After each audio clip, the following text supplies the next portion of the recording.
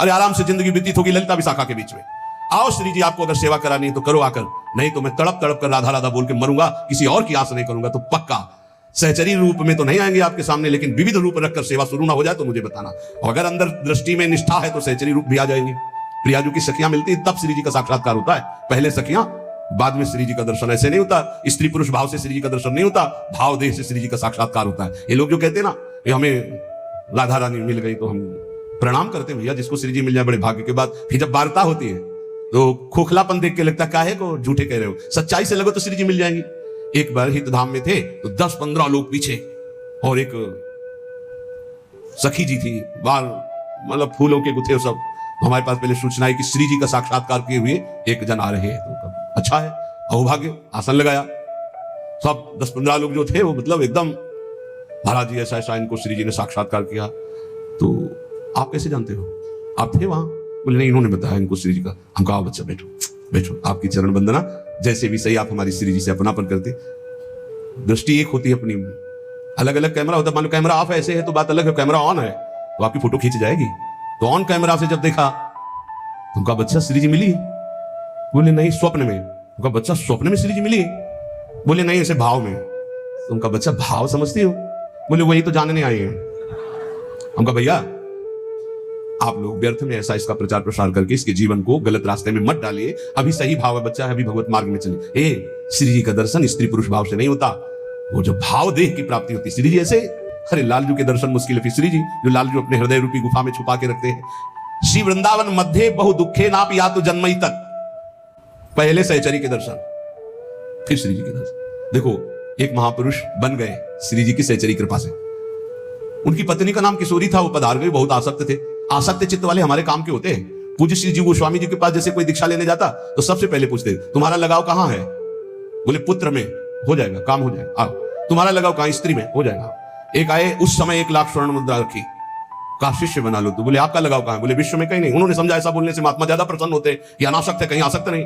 उन्हें हमारी तो कहीं आसक्ति नहीं, कहीं तो होगी। बोले कहीं आसक्ति नहीं। बोले ये रुपया उठाओ और काशी जाओ, काशी में किसी सन्यासी को गुरु बना तो तुम्हारा काम हो जाएगा। हमारे पास तो आसक्त चित्त चाहिए, आसक्त है उसको मोड़ दिया प्रियालाल की तरफ, कोई काम बन गया। हमें अनासक्त नहीं चाहिए, अनासक्त हो तो सन्यासी बनो, जाके काशी जाओ, नहीं दीक्षा दी। वो पत्नी में आसक्त था, उसकी पत्नी पधार गई। कभी कभी बड़ी आसक्ति का प्रभाव दिखा है। सैमसी में गुरु आश्रम में थे तो एक वयोवृद्ध आए, तो पूजा सुबह करने के लिए बस एक ही छवि निकाल के माता जी की रखी। तो हमने सोचा गुरु माता होती है, उनका बड़ी निष्ठा, कोई और भगवान नहीं। अगरबत्ती लगाई वो बस, मतलब दुखी मन से। हम तो नए अवस्था थे, भगवान कितना उच्च कोटि का भाव उनका गुरु माता पे। तो नजदीक गए, उनका बाबा आपकी गुरु माता है? गुरु माता नहीं, उनका कोई देवी का अवतार है, हमारी पत्नी है। जो कथा शुरू की है सब पीछे खसक लिए और हम समझ रहे, हम मानते हैं आप पत्नी में भी भगवत भाव करें तो आपको भगवत प्राप्ति हो जाएगी, क्योंकि सब जगह भगवान, लेकिन भगवत भाव नहीं, वहां आसक्ति का भाव।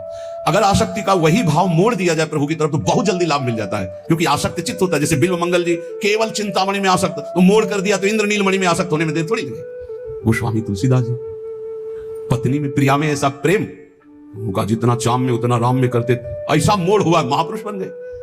अब इतने बावरे किशोरी, हा किशोरी, धन्य है कि उनकी पत्नी का नाम किशोरी था, क्योंकि परम पावन स्वामिनी जी का नाम किशोरी जी है।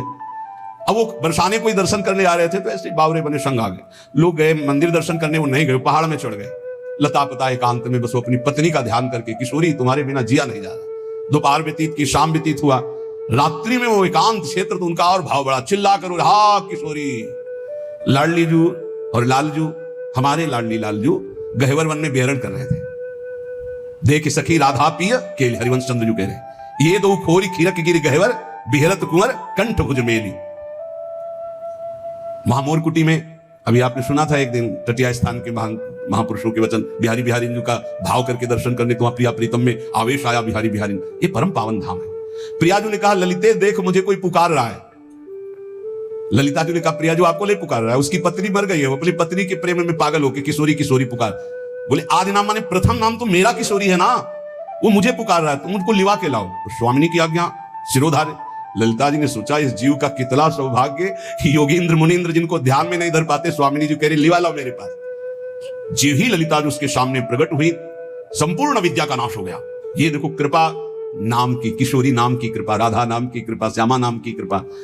जीव ही महान सामर्थ्यशाली ललिता जो प्रेम बपू प्रकाशित हुई सामने, जीव ललिता जी को देखा था। अविद्या खत्म, स्त्री की आसक्ति खत्म। उसने कहा चल तेरे को हमारी स्वामिनी बुला रही। यंत्रवत जे ही स्वामिनी जी को देखा, उस उच्च कोटि की धारणा प्रकट हुई जो रसिकों की धारणा होती है। तत्काल भाव की प्राप्ति हुई, तत्काल देह भाव छूटा और सहचरी भाव की प्राप्ति। वो बहुत बड़े महान संत बनकर इस धराधाम को पावन किया। श्री अली किशोरी जो नाम के महाभागवत श्री जी का बड़ा पावन यश गान किया। हमारी स्वामिनी जी का ये ब्रज 84 कोश वृंदावन बरसाना, अगर कहीं यहाँ की रज में तुम्हें कुछ ही दिन वास करने को मिले और आप नाम जप कर रहे हो तो धन्यवाद। और अगर कहीं अखंड वास मिल रहा तो कितना भी दुख आवे छोड़ना नहीं, क्योंकि वो सुख मिलेगा जो किसी साधना से नहीं मिलता। इसलिए कह रहे श्री वृंदावन मध्य बहु दुखे नाप यातु जन्मई तक। मैं इस वृंदावन में ये जन्म भारी दुख में अगर हमारी परिस्थिति रहे तो भी बिताऊंगा। 50 को देखते हैं पूरे भाल पर तिलक लगा हुआ है और रिक्शा चला रहे हैं, कोई कुछ कर रहा है, कोई और धाम वास कर रहे हैं, अपने लड़के बच्चे को पालन पोषण कर रहे हैं और नाम जप कर रहे हैं प्रियाजू के धाम का। जीवन धन्य भाई। भले तुम पोछा लगा कर यहाँ ब्रजवासियों के घर में उधर पोषण करते हो तो तुम बहुत बड़े महात्मा के समान हो, क्योंकि यह धाम वास कर रहे हो, प्रियाजू का यश सुन रहे हो। लोकोत्तर सुख संपत्ति इन चान्यत्र में निमिषा। प्रार्थना है यहाँ के किसी जन को लुभायमान करके मत ले जाना, नहीं तो अपराध लगेगा। मान लो कोई ऐसा, चल हमारे यहाँ घर में पोछा लगाना, तुझे सब खान पान सामान, कभी ऐसा मत करना। तुम्हारे अंदर दया आवे तो यहाँ एक झोपड़ी बनवाकर उसको यहाँ वास दे देना, मांगेगा खाएगा, भगवत प्राप्त होगा तो आपका कल्याण हो जाएगा। यहाँ के किसी जीव को मत ले जाना। यहाँ के तोता, यहाँ पशु पक्षी, यहाँ किसी की, यहाँ की तुलसी, यहाँ के कोई, यहाँ का ब्रज 84 कोश का कोई भी लता, कोई भी ऐसा कभी बाहर मत ले जाना। यहाँ की केवल रज ले जा सकते हो और कुंडों का जल ले जा सकते हो, ये आप अपने सेवन के लिए चरणामृत ले जा सकते हो बस। कभी गिरिराज जी को मत ले जाना कि गिरिराज जी की शिला उठाई हम घर में अभिषेक को पूजन करें। ब्रज 84 कोश के बाहर नहीं, भारी अपराध बन जाएगा। यहाँ की तुलसी जी को बाहर मत ले जाना, बाहर की तुलसी जी यहाँ लाके लगा देना। यहाँ की किसी लता पता की वृंदावन की तमाल है अपने ले जाते हैं और अपने बगीचे में लगाएं, कदापि नहीं, भारी अपराध बन जाएगा। क्योंकि वो महापुरुष वृंदावन सेवन के लिए प्रकट हुआ था, आप उसका वृंदावन छुड़ा रहे हैं तो आपकी बहुत हानि हो जाएगी। ये सत्संग के द्वारा ही ज्ञान होता है। रजरानी, यहाँ का प्रसाद, यहाँ के कुंडों का जल, यहाँ का चरणामृत, ये ले जा सकते हो आप। बकाया यहाँ की किसी भी जड़ चैतन्य को मत ले जाना। ये सब प्रियालाल के निज जन है, नहीं तो आपका अपराध बन जाएगा कि चलो भाई वृंदावन आए, एक तुलसी का वृक्ष ले चलते हैं, अपने यहाँ लता लगा लेंगे। नहीं नहीं नहीं, बाहर से ले आओ, यहाँ आरोपित करो, यहाँ लगा दो तो परम पावन वृंदावन वास करा दिया तुलसी जी का। लेकिन यहाँ से कभी बाहर मत ले जाना। यहाँ कोई पशु पक्षी के बच्चे को देखा, चलो हम ले चलते पालन करते, नहीं नहीं, यहाँ दुख में जीवन व्यतीत करने पर भी उसे प्रियालाल की प्राप्ति होती है। तो वृंदावन में वास करने से क्या मिलेगा? बोले कर तल कलित कपोलो गलदस्तुर्लोचन कृष्ण कृष्णेति बिलपन रहस्य कदा श्याम वृंदारण्ये त्यकिंचनो धन्य।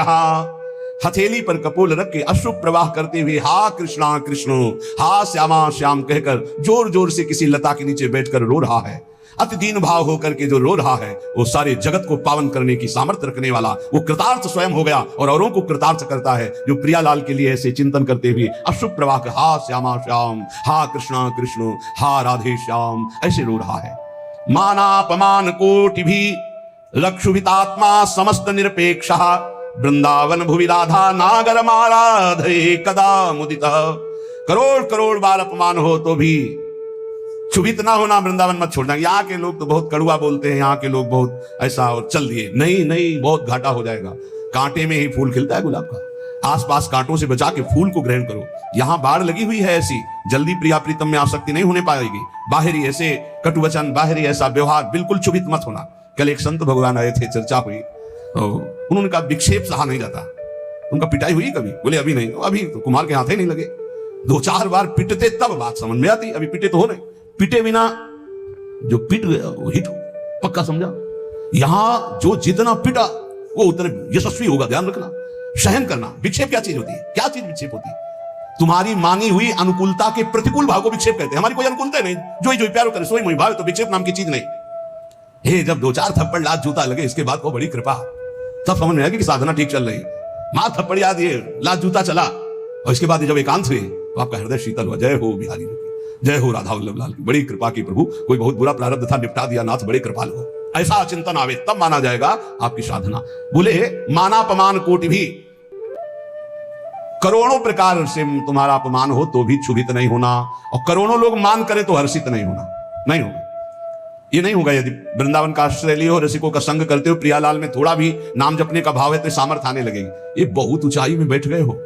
अपने तो सबसे मिलते हैं ना, पता चलता है 50-50 वर्ष हो गए, अभी साधना का स्वरूप नहीं जाना। प्रभु अभी चित्त का समाधान नहीं हुआ, भगवत प्राप्ति तो बात जाने दो। और सत्संग सही मिल जाए तो बच्चे बच्चे में चित्त का समाधान हो गया। बच्चे बच्चे में, जो 50-50 वर्ष साधना में नहीं, वो एक बच्चा आपको बता सकता है कि आपका साधन क्या है।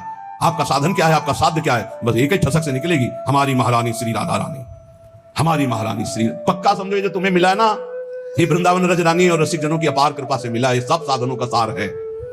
मानापमान कोटि भी क्षुभितात्मा समस्त निरपेक्षा। कभी भी क्षुभित ना होना, तुम्हारा मान अपमान हो। मान में क्षोभ हर्ष होता है, खूब मान हो रहा है तो हर्ष होता है, वो डरेगा अपमान से। ये डर हटा दो, मान को स्वीकार न करो तो अपमान का डर नहीं होगा। बहुत बड़ा डर होता है सम्माननीय पुरुष को निंदा का। जो मान को ग्रहण करता है अपमान से भयभीत होता है। जो मान अपमान को धूल समझता है वही भगवान के मार्ग का पथिक होता है। न मान में हर्ष न अपमान में शोक। लेकिन बातें बनाना, प्रवचन करना सरल है, जब अपमान होगा तब छाती में ऐसी कोई मशीन नहीं कि नाप के दिखा दिया जाए। नहीं, उस समय देखो क्या उथल पुथल होता है। वही मुझे प्राण प्रिय है जो ना किसी को उद्वेग देता है, ना किसी के उद्वेग देने पर उद्वेगित होता है। वो महान भागवत है। देखो कसौटी में कसो, दंडवत प्रणाम यश वाह वाह जय हो, कैसा लगता है? पाखंडी नाटक करता है, फिर कैसा लगता है? अगर दोनों में अंदर ठीक एक ही, बिल्कुल एक ही जगह सुई है, राधा राधा राधा, तो करेक्ट है। और अगर सुई हिली डुली तनिक भी, तो इसका मतलब मानापमान का प्रभाव पड़ता है। मानापमान का जब तक प्रभाव पड़ेगा तब तक आपकी स्थिति अध्यात्म में ठीक मानी नहीं जाएगी। निर्माण अमोहा जित संग दोषा अध्यात्म नित्या विनवृत्त कामा द्वंद्वैर विमुक्ता सुख दुख संगई। बोले वो तो लगता है विक्षेप, जब होता है तो बुरा लगता है। किसको किसको बुरा लगता है? किस बात के साधक हो, किसको बुरा लग रहा है? बोले मन को। तो तुम मन हो क्या? साक्षी क्यों नहीं बने उस समय जब आपका सम्मान हो रहा था? हर्षित हो गए, अब भोगो अपमान का फल बुरा। अब आपके अंदर द्वेष आएगा, आपके अंदर बुरा भाव आएगा। सम्मान को नहीं भोगोगे तो लिख लो, अपमान बुरा नहीं लगेगा। राग आपका कहीं नहीं होगा तो द्वेष आपको कभी दुख प्रदान नहीं कर सकता। किसी सुख में सुखी नहीं हुए तो कोई दुख आपको दुख दे ही नहीं सकता। वही प्रसन्नता और आनंद को प्राप्त होता है जो सुख दुख समय कृत्वा, जो सुख दुख में समान भाव रखता है। समस्त निरपेक्षा, किसी भी व्यक्ति वस्तु स्थान की अपेक्षा मत रखो। इतने तो बनी जाओ यार, कोई अपेक्षा नहीं। मेरी प्यारी जो मेरे गुरु जी मुझे जैसे रखेंगे मैं वैसे रहूंगा, बिल्कुल किंचन मात्र भी अपेक्षा नहीं। एक इष्टाकार वृत्ति के सिवा हमारा किसी भी से अपेक्षा नहीं रहनी चाहिए। और अपेक्षा रखना ही बहुत बड़ी हानि है। जिंदगी में कभी कोई भगत नहीं बनना चाहिए अपना। पूरे विश्व में एक भी भगत अपना नहीं बनना चाहिए। सब श्यामा श्याम के भगत बने। आप श्यामा श्याम के, सब श्यामा श्याम के। अपने अंदर ये नहीं आना चाहिए कि मेरा कोई है, मेरे तो श्यामा श्याम दूसरों ना कोई। यही निरपेक्षता का स्वरूप है। और ऐसे ही संतों की भगवान चरण रज लेने के लिए कहते हैं निरपेक्षम मुनिम। पहला है निरपेक्ष, तो समस्त निरपेक्षा, किसी की अपेक्षा नहीं। वृंदावन भूमि राधा नागर माराधे कदा मुदिता। श्री वृंदावन में आनंदित होकर, चाहे मेरा अपमान हो या मान हो, मैं राधा नागर श्री श्यामा श्याम की आराधना में तन्मय रहूंगा। संत वाणी, जो भगवत प्रेमी महात्मा जनों के वचन है वो हमारे जीवन की त्रुटियों में सुधार करते हैं, और जो हमारा सुधार है उसको अहंकार रहित करते हैं। उपासक को चाहिए जो भगवत मार्ग में चलता है, श्रद्धाम भागवते शास्त्रे निंदा मन्यत्र चापि मनोवा कर्म दंडम च सत्यम समदमावपि। भगवान के प्राप्ति के मार्ग बताने वाले बहुत से संप्रदाय हैं, बहुत से शास्त्र हैं, बहुत सी साधन पद्धतियां हैं। बहुत ध्यान से सुनना। आपको किसी भी संप्रदाय, किसी भी धर्म, किसी भी भगवत प्राप्ति के साधन की कभी निंदा नहीं करनी है। अगर करोगे तो अपना धर्म, अपना शास्त्र सम्मत मार्ग छोड़ दोगे। लिख लो, किसी भी संप्रदाय की निंदा, किसी भी धर्म की निंदा, किसी भी साधक की निंदा, किसी भी साधन की निंदा कभी नहीं करना चाहिए। अपने गुरुदेव द्वारा मार्ग को सर्वश्रेष्ठ अपने लिए मान करके चला जाता है। अपना सर्वश्रेष्ठ मार्ग दूसरों के मार्ग को नीचा दिखा करके प्रस्तुत नहीं किया जाता। अगर ऐसा कोई करता है तो वो अपराध करता है। हमारे लिए हमारा मार्ग श्रेष्ठ है, उनके लिए उनका मार्ग श्रेष्ठ है। सब मेरे प्रभु की प्राप्ति के मार्ग है। किसी की निंदा, अवहेलना या नीचापन का भाव नहीं दिखाना चाहिए। रस भाव में श्रेष्ठता का वर्णन किया गया। शांत भाव से दास्य भाव श्रेष्ठ, दास्य भाव से सख्य भाव, सख्य भाव से वात्सल्य, वात्सल्य से गोपी भाव, गोपी भाव से सहचरी। ऐसा रसास्वादन के लिए भाव है, ना कि निंदा के लिए भाव है। मन को सदैव कुमार्गगामी प्रवृत्तियां अच्छी लगती हैं, गंदी बातें, इसको रोकना चाहिए। इसको रोकने के लिए दो बहुत सहयोगी हैं। एक तो कुछ मिनट आसनों में बैठने का अभ्यास करना, यदि आपका शरीर थोड़ा भी बैठने लायक है। एक तो इतना खा खा करके चर्बी बढ़ा ली जाती कि बैठते बनता ही नहीं। सच्ची मानो बहुत बुरा लग रहा होगा। इतना क्या खाना कि पेट इतना हिलक जाए। अरे रोगी हो तो बात अलग है, खान पान तो इतना करो कम से कम प्राण पोषण हो, तो थोड़ी साधना बन जाए। चिकना के एकदम पेट ऐसे, फायदा क्या, इसका बोझा बड़ा है। और 4 लोगों के कांधे में और दर्द होगा और लकड़ी ज्यादा लगेगी। बोझा बढ़ाने से क्या, थोड़ा तो यार कम खाओ। सच्ची कह रहे। बोले हम तो पानी पिए भी तो तगड़े हो जाते। एक से हमने कहा भाई तो उनका हमारे पानी भी लगता है। झूठी मत बोलो। मूंग की दाल और रोटी खाओ, फिर अगर तुम्हारा चर्बी ना घट जाए तो हमें बताना। मूंग की दाल और 5 रोटी खाओ, बिल्कुल। मीठा बंद करो, दूध बंद करो, फिर देखो, जो अगर आपके सिकुड़न न पड़ने लगे गाल में तो हमें बताना। नहीं, आलू का परेठा, बैंगन का भुर्ता, ये वो तो अब वो सब यही फंसा है। व्यायाम कोई है नहीं। देखो, मन को यदि वश में करना है तो इसको प्राणों का संयमन करना और ब्रह्मचर्य दो जरूरी है। मन, प्राण, ब्रह्मचर्य तीनों का एक तार कनेक्शन है। ब्रह्मचर्य पुष्ट करने के लिए आसन, प्राणों को सूक्ष्म करने के लिए आहार शुद्ध और प्राणायाम, और वीर्य को ऊर्ध्वगामी करने के लिए सिद्धासन और पद्मासन का लगाना अनिवार्य है। देखो, हमने अपने गुरुजनों को देखा एकांत छत में पद्मासन लगा करके, आसन में बैठ करके थोड़ी देर प्राणायाम और फिर थोड़ी देर व्यायाम करते देखा है। गुप्त रूप से छत में ऊपर जाकर एकांत, सब संतों को देखा करते। आप सबसे प्रार्थना है, आप जरूर कीजिए। 20 मिनट अगर आप प्राणायाम करेंगे तो आप खुद देख लेंगे। जब समय आपको मिले, ऐसा नहीं कि बाल भोग करके प्राणायाम, ऐसा मत करना। प्राणायाम खाली पेट और 30 मिनट तक जल मत पीना, ये प्राणवायु बिगड़ जाएगी शरीर में। वो जो आपके मोड़ हैं, जोड़ हैं, उनमें आपको कष्ट हो जाएगा पक्का। प्राणायाम करने के बाद 30 मिनट तक एक उल्ला भी पानी नहीं जाना चाहिए, ये नियम रखना, नहीं इसमें चूक हो जाएगी। जे भी गई तो वायु बिगड़ना शुरू हो जाएगी। प्राणायाम के लिए हमने आपको 2-3 प्राणायाम बताए, बिल्कुल सरल बताए भैया। मन को एकाग्र करने के लिए प्राणायाम अत्यंत, ये किसी संप्रदाय का नहीं प्राणायाम, बोले हमारे संप्रदाय में प्राणायाम नहीं, तुम्हारे संप्रदाय में भोजन है, सोच है ना जाना, तो संप्रदाय में मन को और शरीर को कंट्रोल में, शासन में लाना भी आवश्यक है। 20 मिनट आप रखो, आसन में बैठो पहले आराम से, सिद्धासन या पद्मासन, और जो गृहस्थी में है तो सुखासन में बैठ लो। सुखासन से अलती पलती मार के सीधा करो शरीर, कुछ मत पकड़ो नाक। हम सीधा प्राणायाम आपको बताइए, अनुभव की बात कह रहे हैं। खींचा, नाम लेते हुए खींचा, खूब भर लिया वायु, बंद कर लिया, अब नाम जप करो, फिर नाक से छोड़ दिया। ये आंतरिक कुंभक बहुत बड़ा सहयोगी भजन में आप देख लीजिएगा, साय मच जाती मंत्राकार वृत्ति। ये आंतरिक कुंभक, इन्हीं के बलों से प्रकृति का वारसा है। सीधे बैठे, कुछ पकड़ने धरने की बात नहीं कह, आराम से भरा, बंद कर, जितने सेकंड आप रोक सको आराम से, फिर बिना कुछ पकड़े धरे ऐसे ही छोड़ दिया, फिर खींच, 10 बार कम से कम करो। आप देखना इस प्राणायाम, ये हुआ आंतरिक कुंभक। एक बाह्य कुंभक, अब बाह्य कुंभक जो आप पहले वाले में भर रहे थे, अब निकालना है। तो रोक लिया, नाम जप कर रहे हैं, जितना रोका एकदम खींचा, फिर छोड़ दिया, बस छोड़ के फिर रोक दिया, इसे बाह्य कुंभक कहते हैं। आंतरिक कुंभक, बाह्य कुंभक, बिल्कुल सरल प्राणायाम। 10 बार ये और 10 बार वो, और एक 10 बार ये। इससे पकड़ा, खींचा, बिना रोके छोड़ दिया, फिर खींचा, फिर इसे छोड़ दिया। ये हम अनुलोम विलोम की प्रक्रिया से नहीं कह रहे, ये हम बिल्कुल मन एकाग्र करने के लिए कह रहे हैं। अगर ये 4 बार आप कर ले, 10-10 बार लंबा खींच के ऐसे, फिर आप देखो आपके दिमाग में क्या होता है, यही आपकी गुदगुदी प्रारंभ हो जाएगी आज्ञा चक्र में, और नाम और मंत्र अपने आप जपने में आपको सहयोग मिलने लगेगा। क्या जाता है, कोई पैसा लगता है? आपके कितने ऐसे अंग हैं आंतरिक जो संचलित नहीं हो पा रहे हैं, वही रोग पैदा करते हैं। और 10 मिनट आप दंड बैठक मान लीजिए, आपके पास ट्रेडमिल नहीं तो 2 किलोमीटर दौड़ लीजिए, फिर देखिए आपकी दिनचर्या कैसी बनती है। ये जरूर, प्राणायाम, ब्रह्मचर्य और मन तीनों का एक कनेक्शन है। प्राणायाम के द्वारा प्राणवायु का संशोधन, तो मन थोड़ा शांत, ब्रह्मचर्य ठीक, तो आपका परमार्थ बनेगा। कह रहे मनोवाक कर्म दंडम च सत्यम समदमावपि। मन को दंड दीजिए प्राणायाम के द्वारा, मन को दंड, मन पवित्र होता है। मौन के द्वारा वाणी को दंड दीजिए, मत बोलने दीजिए, बोलिए तो प्रभु की चर्चा सत्य हितकर बोलिए, नहीं तो मौन रहिए। और वासनाहीनता के द्वारा विविध प्रकार के कर्मों को त्याग दीजिए, वासना जनित कर्मों को।